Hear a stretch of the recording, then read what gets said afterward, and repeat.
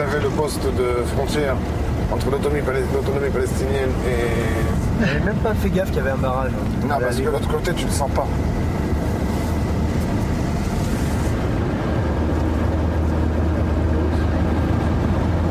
On a demandé à l'armée, après qu'il y a eu trop d'attentats sur notre route à nous, que notre route soit une route protégée. Du fait que nos enfants se promènent en autobus, du fait que nous voyageons sur cette route-là, on ne veut pas que n'importe quelle voiture puisse rentrer. Cette voiture, je ne sais pas s'il y a des terroristes dedans ou pas. Ah oui. Donc les voitures sont vérifiées une à une. Quand elles rentrent. Quand elles rentrent, qu'il n'y a pas d'explosifs et qu'il n'y a pas d'armes. Comme ça, nous, on est tranquille que nos enfants puissent se diriger à l'intérieur sans problème. Là, il y a une mosquée, là, c'est arabe, là? Oui, ça, c'est arabe.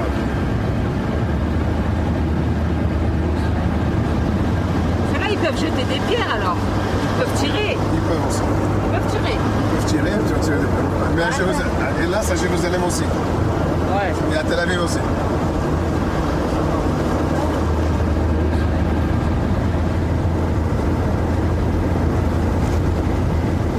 Là, vous avez le début du Yishuv de Neve Daniel.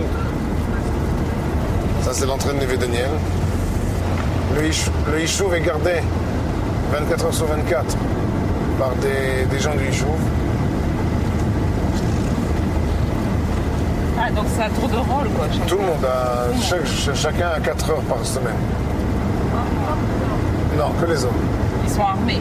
Tout le monde est armé. Même dans les choux? Tout le monde. Ah bon? Chatita Yom Maim. Chatita. C'est des juifs, hein, ceux-là. Non, non, des Arabes de Hebron. Les deux? Ouais. Vous n'avez pas l'air. Ils parlent bien l'hébreu, en tout cas. Bah oui.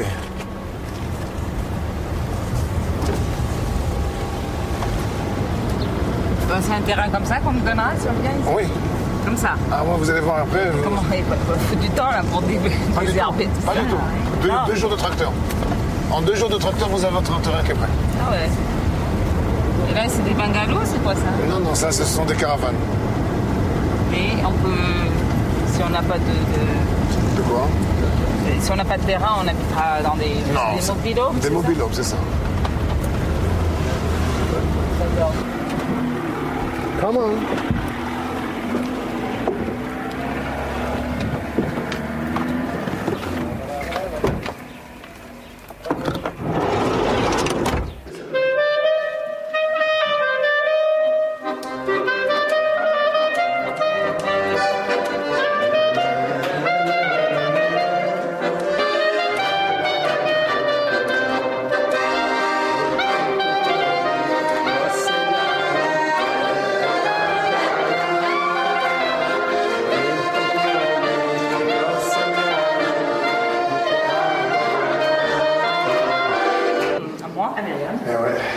Alors moi je suis Myriam, j'ai 8 enfants, voilà, et moi je suis très enchantée, je suis très, enfin là je pense qu'on va faire la première année à Neve Daniel et puis après on prendra le temps de décider parce que je pense que c'est trop rapide encore de prendre la décision de décider de rester là, quoi. De construire et puis voilà. Je vois que les enfants ici vivent, vraiment ils vivent. En France, ils ne vivent pas. Ils sont toujours là, ils ont même peur de sortir. On est dans un rez-de-chaussée, ils se font tout le temps agresser verbalement par des petits Arabes qui sont dans la cité. Pourtant, c'est une cité très calme. Mais malgré ça, on est agressé verbalement. À moi Alors moi, je m'appelle Thierry. J'ai 40 ans, j'ai 5 enfants, 2 garçons et 3 filles. C'est la première fois de ma vie que je viens en Israël. C'est son premier Motzei Shabbat en Eretz Israël. J'ai passé un super Shabbat parce que toutes les familles ont été hyper accueillantes, adorables. Voilà. Donc je compte faire mon alia assez rapidement. J'ai rencontré cette année à peu près 70 familles au minimum. J'ai plus ou moins entendu à travers toutes ces familles la même chose. Tout le monde, on veut monter en Israël. Tout le monde comprend qu'on arrive plus ou moins à la fin d'une histoire du judaïsme français. Et tout le monde se pose en fait la question pourquoi, surtout pour les enfants. D'abord l'éducation. Et surtout les médias aussi. Non, mais les médias, là-bas, on a l'impression qu'il y a des feux d'artifice partout, quoi. Moi, je te dirais que moi, j'ai pas remis les pieds en France depuis 30 ans. Enfin. Non, mais ça a changé. Il y a la mosquée Il paraît que ça a beaucoup changé. Il y a la mosquée en face du bistrot. Non, mais c'est pas ça. Tu vois à peu près Jenin, Hebron, c'est la région parisienne. Quand je vais à Marseille, tu rigoles, mais c'est... C'est bon, c'est pas pareil. je préfère ici. Ici, au moins, il y a des implantations juives, quelque part. À Marseille, quand je suis sorti de la gare Saint-Charles pour arriver jusqu'à l'avenue Paradis, pendant tout le trajet, je me suis dit, bon, aucune Barbès. À quoi ça? Il y avait la fenêtre. Et après, il y a une femme juive dans le métro. Ah, j'ai pris le métro pour aller me voir, on a fait. Non, j'ai compris. J'ai dit oui, mais m'inquiète pas, qu'est-ce que c'est? On fait là tout de suite. Non, merci beaucoup. Après, il y a d'autres monsieur, j'ai expliqué, elle me dit, vous allez vous faire tuer, Comme dans le métro, hein, c'est à Marseille. Il y a combien de métros à Marseille, ils ont 3-4 stations, c'est pas comme Paris, quoi. Après, il y en a un autre qui me dit, ah, elle a raison, petite dame. Il m'ouvre sa veste, il me montre sa kippa. Moi aussi, j'ai ma kippa. Ça, c'est la vie juive de Marseille. Ah, j'ai le costume parce que c'est Shabbat. Ah. C'est la vie religieuse, c'est une kippa, on voit dans la page. Ouais, on rigole de ça, mais c'est la situation, quoi.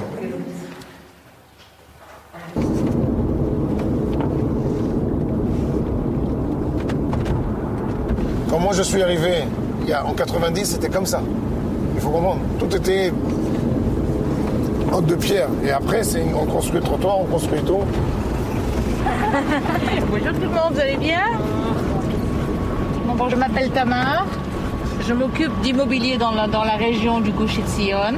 Le programme que vous voyez ici, donc Neve Daniel, j'imagine que David vous a déjà parlé, mais moi je vais vous en parler à ma manière de mon côté. C'est un village de 140 familles. On est en train de doubler Neve Daniel.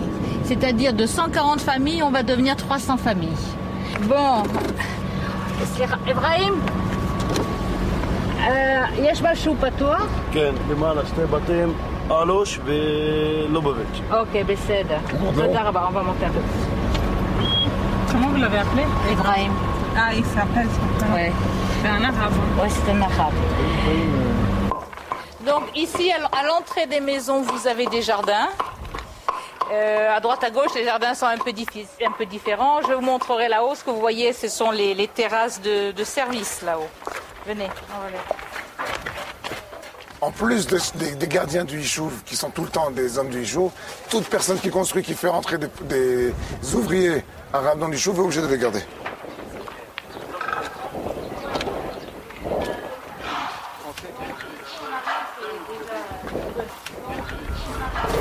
C'est beau, non? Voilà, donc tout ce que vous voyez, tout ça c'est vendu. Maintenant, on commence la vente de ces maisons qui sont là-bas. On a commencé déjà, on en a vendu 2 et ça va très très vite. C'est faux, hein? C'est un point culminant. Ouais. Ça c'est bêtard tout ça devant toi. Non, tu comprends qu'est-ce qu'il a dit hier ce matin? Qu'est-ce que tu regardes par la fenêtre? Qu'est-ce que tu vois, quoi? Tu vois l'histoire de notre peuple. Ouais. Tout est là. Tu peux pas ne pas imaginer ce qui a pu se passer ici. Tu es obligé de faire travailler l'esprit pour se dire tout ce qui s'est passé, tout ce qu'il y a eu, quoi. L'histoire te parle. Vous pensez à Abraham, Yitzhak. Non, on a l'impression que le sol, il parle. Ouais. Non, on va voir les maisons, parce que c'est quand même important pour vous.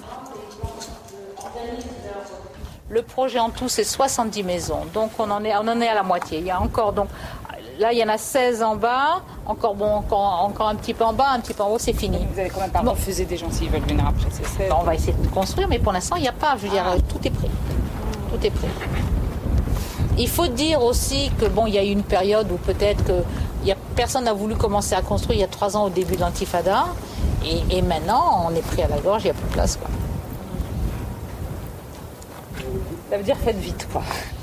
Non, ça ne veut pas dire ça. Non, mais il y aura toujours quelque chose. On en commencera un autre quand on aura fini ça. Il va y avoir, vous trouverez quelque chose, ne vous précipitez pas.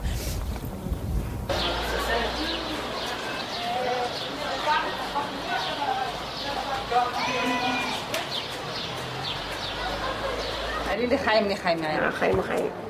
J'ai Comment l'eau ça s'appelle donc dans le frigidaire. En haut congèle, il y a des bouteilles. Il y a une bouteille d'eau.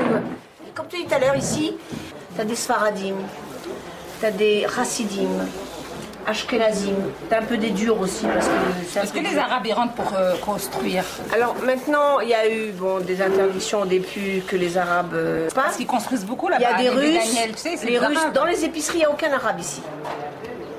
C'est des Russes. Qui travaillent? Des Polonais, des Chinois, quand on a besoin de faire des travaux. Pour les constructions, je parle. Écoute, ils sont suivis, on les rentre par camion, une dizaine, et on les met. Comme un Neve Daniel. Tu as vu ces belles maisons qu'ils ont construites à l'entrée de la ville? Ouais. C'est beau, ils construisent encore dans la montagne. Des merveilles. Bon, mais petit à petit. J'ai la tête qui tourne. Alors, ton adresse ici, c'est considéré comme Israël ici Non. Non? Non. Pourquoi? J'étais très étonnée parce qu'il fallait que je refasse mon passeport, puis mon fils a grandi, donc il avait besoin de son passeport à lui. Alors, c'est pas Israël non, c'est pas Israël. C'est des territoires qui ont été pris par l'armée en 67. Ouais. Donc tu as une résolution de l'ONU qui ne reconnaît pas ça en tant que territoire israélien. C'est pas Israël. Bien que tu aies 200 000 juifs, plus de 100 000 juifs qui habitent ici. Ni je suis en France, ni je suis en Israël. Il y a le nom uniquement le nom de l'endroit, de la ville. Même la vieille ville qui est revenue qui a été annexée par Israël, n'est pas reconnue par l'ONU ni par l'Union européenne. Tous les territoires, en tant que territoire israélien. Tout ce qui a été conquis après la guerre des 6 jours n'est pas reconnu comme souveraineté israélienne, bien que ça fait 60 ans qu'on y est. Son passeport est israélien? Pas du tout. Hein? Pourquoi pas du tout? Pour eux, c'est la Cisjordanie. Explique-moi tout. Mon passeport, Israël, bien sûr que pour Israël, c'est Israël. Est-ce qu'on a besoin de l'ONU pour nous dire qu'on est sur la terre de Yehuda ici? C'est parce Yehuda, que tu n'as pas fait ta Aliyah. Mais si demain je fais ma Aliyah, moi, si je fais ma Aliyah demain, je vais avoir un passeport israélien. T'as le droit de garder ton passeport français. Je sais, j'aurai double de nationalité. Mais si j'habite là, est-ce que j'aurai un passeport israélien? Bien sûr. Ah ben oui. Mais évidemment, pour l'État d'Israël ici, tu es considéré comme en Israël. Ah, c'est pour la Seulement l'ONU ne reconnaît pas ça. Que les Israéliens, il n'y a pas de problème, on est des juifs, fils de juifs. Il disait à la télévision, il disait regardez les colons, les méchants, etc. Mais je dis c'est à double tranchant. Parce que d'un autre côté, eux, ils vont dire regardez, c'est eux qui nous ont pris, regardez ce qu'on avait et ce qu'ils nous ont pris. Donc c'est à double tranchant. Ah ouais, tu comprends? Toute cette verdure. Attends une seconde, il y a plein d'endroits où ils sont aujourd'hui. Je sais, mais eux, ils te disent que ça, c'était à eux. Donc vis-à-vis du monde, ils disent regardez, maintenant les colons, ce qu'ils nous ont fait, ils nous ont tout pris et nous ont mis dans la merde. Voilà, c'est ça le problème. Parce qu'ils se donnent C'est pas un les double moyens. langage. Donc il faut une preuve. Mais la preuve, elle existe. La seule preuve qui existe. Je sais pas si t'as entendu le discours de Bush du 11 septembre, un an après. Si tu l'avais écouté après qu'il s'est passé le Grand Zéro, tu fais attention, tu le traduis en hébreu, t'as l'impression que c'est le grand rabbin d'Israël qui parle. C'est-à-dire qu'il n'a pas peur en tant que président d'une nation, les États-Unis c'est quand même moderne, c'est pas une nation arriérée, de parler d'un créateur, de Dieu, de la punition, d'un respect de l'homme par rapport à l'homme. C'est un discours qui est tout à fait un discours biblique. Tant que tu ne sors pas le seul joker que nous avons, et c'est le seul qui est vrai, que la Torah, on n'a rien à faire ici. De toute façon, c'est la preuve. Moi, j'ai lu une phrase qui était marquée à Kfar Davam dans le Gush Katif, qui était extraordinaire. C'est marqué nous ne sommes pas là par le droit de la force, mais par la force du droit. Et c'est extraordinaire comme phrase, c'est résumé.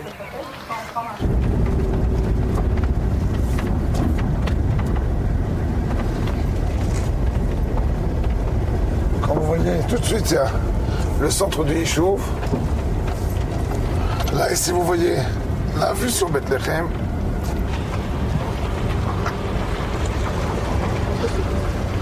Maintenant, tout l'Ephrat a commencé comme ça. Alon-Choud a commencé comme ça aussi. Et Tel Aviv a commencé comme ça. Oui, aussi. Et donc maintenant... Ils attendent que leur bâtiment soit construit, leur maison soit construite. Ils vont tout doucement transformer leur caravane en terrain et... Ouais.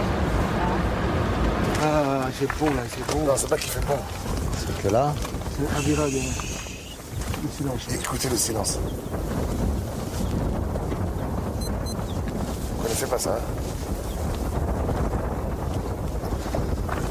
Imaginez comment un enfant il peut grandir là-dedans. Mais là, c'est définitif. Les gens, ils habitent ici ou ils attendent que... Tu vois? Mais non. Non, mais attends, il me disait, il y a des gars qui restent des fois dans les caravanes 20 ans. Moi aussi, à Neve Daniel, ils sont restés 11 ans dans les caravanes. 25e, je comprends. Dans 10 ans, ils vont construire, c'est évident. Mais tous les Yishuv commencent comme ça, Neve Daniel, ça. Ouais, c'est sûr.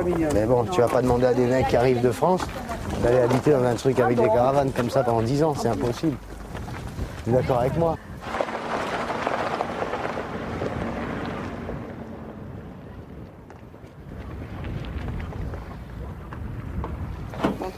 Allez, vite, on nous attend. Par ici.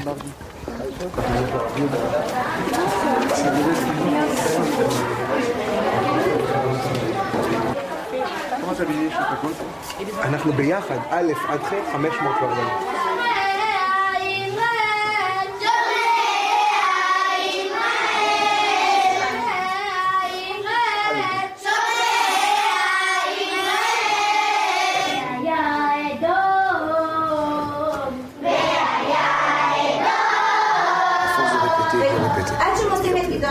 Et après l'âge de 10 ans, ils reprennent toute la Torah depuis le début, avec les commentaires. Mais ils ont déjà tous les psukim dans la tête.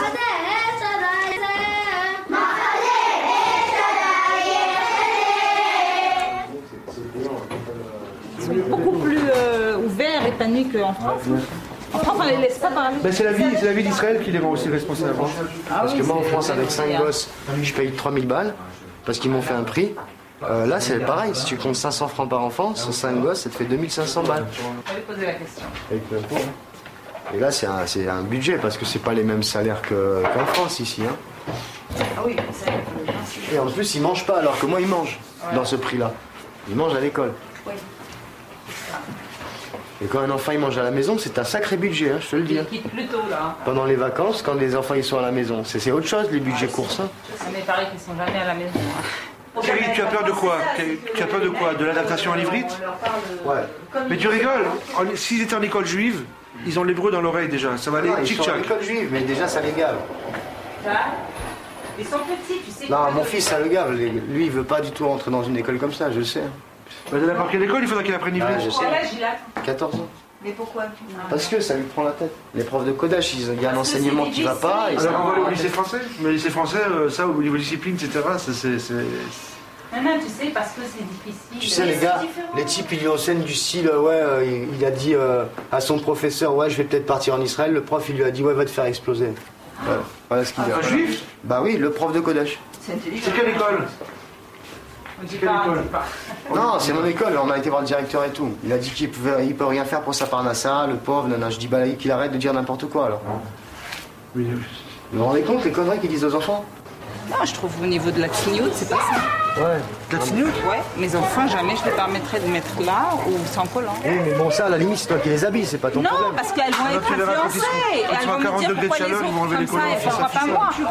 Moi, ça va me faire un dilemme. Tu crois vraiment que tu vas pouvoir leur maintenir le port des collants? Oui, sans ça. Avec 40 degrés? Ah oui. Ce que je veux te dire, c'est qu'il faut faire un effort pendant la première année d'intégration. Non, moi, je fais pas de concession. Tu vois, là, pour moi... Mais non, mais je sais pas, parce que là, c'est un tout. C'est-à-dire que toi, tu maîtrises pas bien la langue non plus.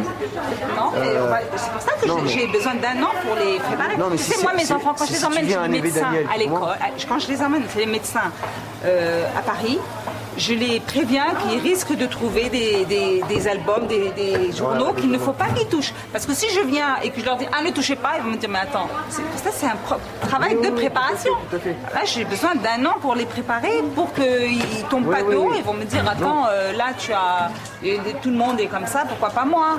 Quel jour? Non, ce qu'il faut maintenant, c'est que... Non, n'importe quoi, tu sais, dans les journaux... On commence à bouger? Je peux trouver des journaux complets avec des... Je leur dis de ne pas toucher. Ce qu'il faut, c'est qu'on pense ça dans un événement, tu arrives à trouver une école.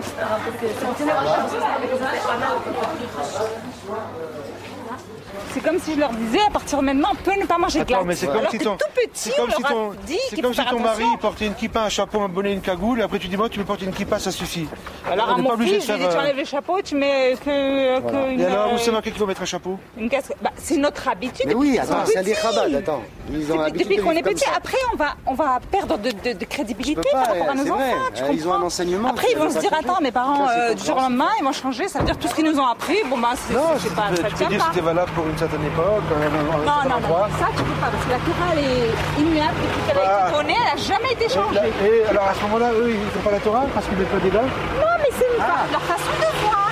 Moi, eux, ils ont été éduqués comme depuis petits comme ça.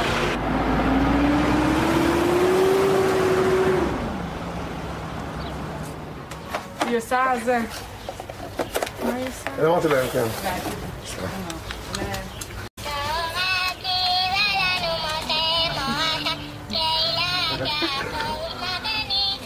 עכשיו יעשה שמע ישראל.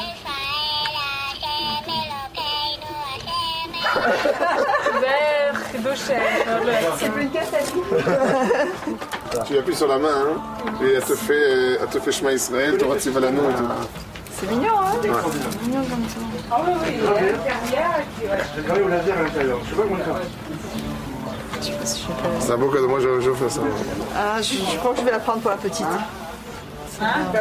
Ouais, je vais la prendre pour la petite. Il faut que je trouve un truc aussi original pour les deux grands. Elles sont belles. C'est là. Superman! Regarde, c'est pour toi. Regarde, Superman! Bah, attends, il y a mieux que ça. Tu sais que c'est très difficile à crocheter comme ça en multicolore. Moi j'ai essayé, c'est infernal à faire. Parce que ça demande une maîtrise. Ça va comment la Copa 7-17? Je vais en prendre une de Kippa. Il va vérifier le téléphone au Rabbi.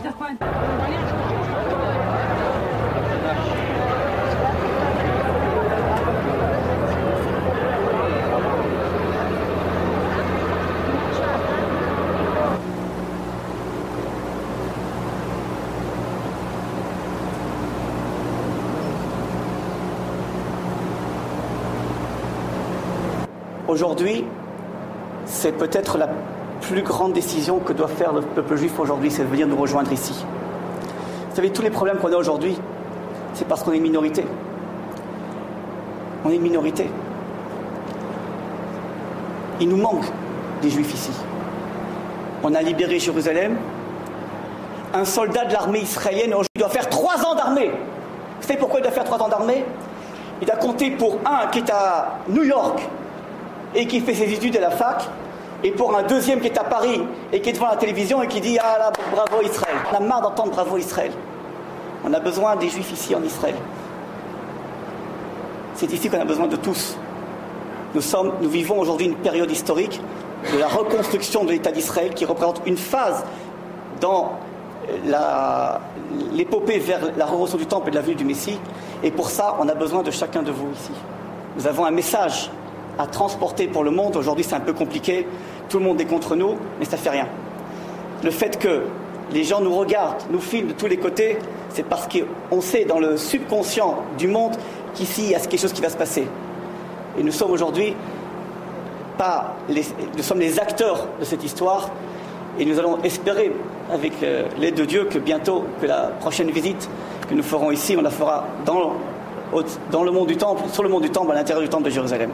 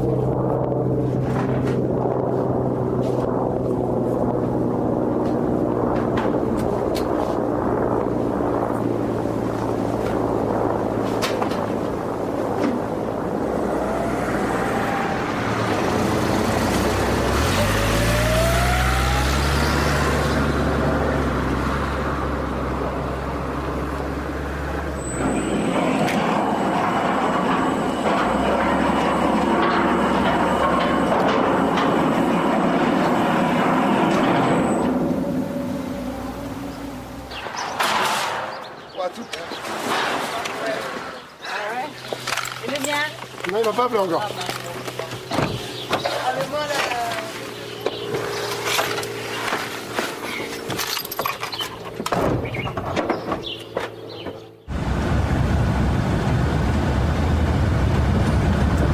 Doucement.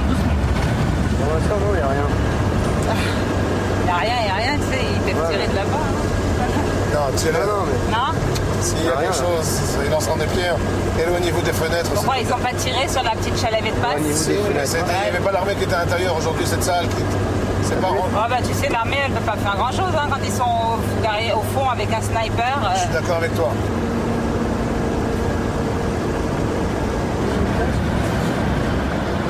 Nous, on ne peut pas marcher comme ça dans leur village, comme cette bonne femme là qui marche. Mais non. C'est fini ça. On risque quoi? En face, c'est Hebron. Non, c'est autour de toi de ce Hebron. Ah, on est déjà. Tu es à Hebron. Ça, c'est les gens de l'ONU. À Hebron, les maisons juives et arabes sont imbriquées. Vous voyez en bas, il y a des tentes. Il y en a même qui habitent dans des tentes là. Là, ils vont même pas à l'école, rien. Hein? Ils vont même pas à l'école, rien. Non, mais regardez les maisons, les magasins, il y a écrit que en arabe, c'est ça qui est... Regarde, c'est écrit en arabe.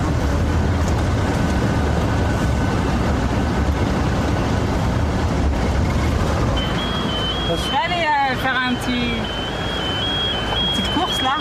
Vas-y. Hein? Moi, je te suis pas. Je me suis pas, je me laisse juste en arme. Hein?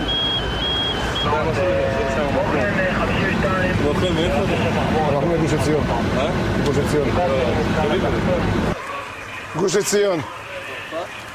הם מצרפת עולים חדשים מגוש עציון. הם נכנסים למערה. אוקיי, טוב. מה, להיכנס למערה? יש בעיה? לא, לא יודע אם לפני כן מצלמה. טוב. Bon, faites vite, on est très pressés. Ça, hein, c'est l'ancien quartier juif. Les gens ont été massacrés là. On va voir la synagogue de l'époque de 1929 qui a été devenue une pissoire, on dit en français.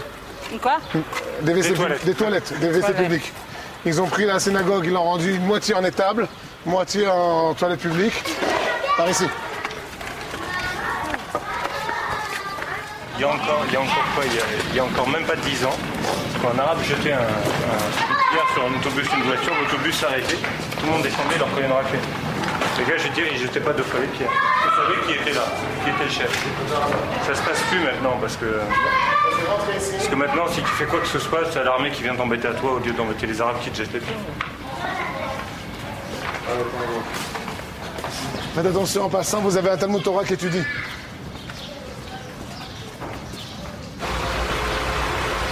On monte? En voiture, ouais.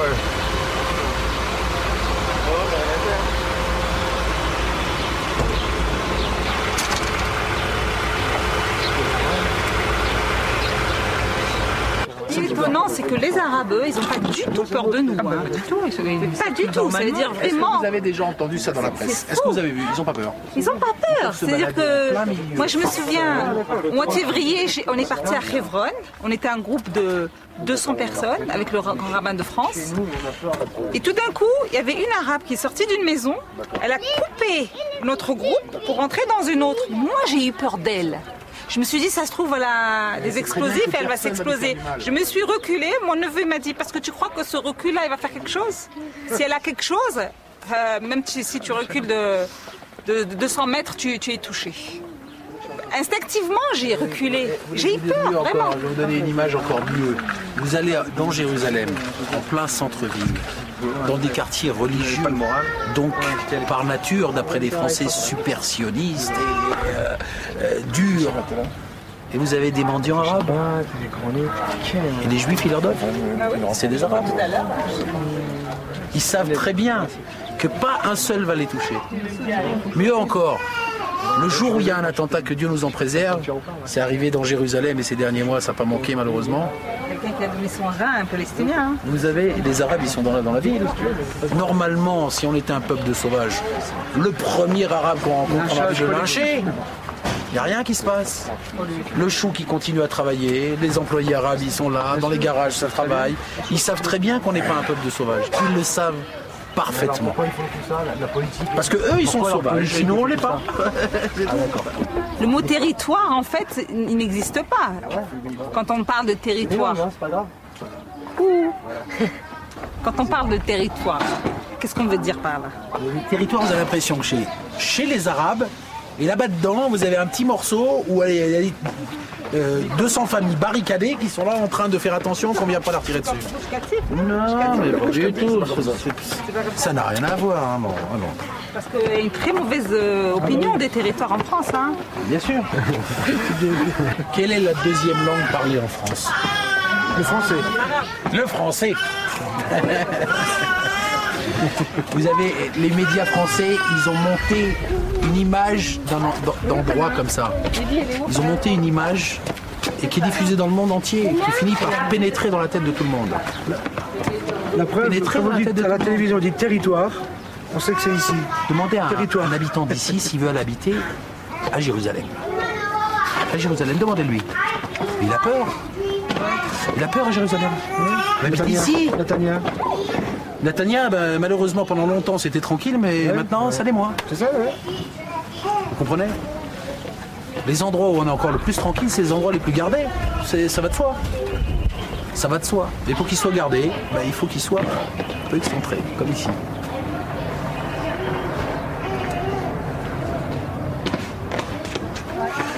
On ne supporte pas en France qu'on touche à Eretz Israël, vous l'avez bien vu, on le voit, on le sent. On le sait, tout le monde lève les bras, tout le monde crie. Maintenant, pour les faire venir et pour leur dire de venir, ça c'est une autre affaire. On trouve toujours qu'il n'y a pas assez d'avantages pour ceux qui arrivent, on ne nous aide pas assez, ou des choses comme ça. C'est des arguments qui sont faux. Non, notre place, elle est ici. Il faut vite rentrer à la maison. Ah oui? D'accord. Nous, on va bouger un petit peu avec vous, et après on se retrouve dans la maison comme ça. Les Juifs français qui viennent en Israël, tout le monde les veut. Parce que des Français, qui dit Français, ils préfèrent ça que des Russes. Tu comprends, l'alia de France est une alia de qualité. Les gens qui viennent de France sont cultivés, bien élevés, qui ont en général les moyens. C'est des gens qui sont recherchés en Israël. Tu comprends, quand tu mets un yeshuv, tu fais un yeshuv comme Kochav Yaakov, alors les Français voudront dans leur maison tous l'air conditionné, tous un beau jardin entretenu. Tu comprends ce que je veux dire? Ce sont des petits détails qui font que les Français, ce sont en général des médecins, des avocats, ils ont raison. Parce que c'est comme ça que tu fais de beaux yeshuvim avec des Français.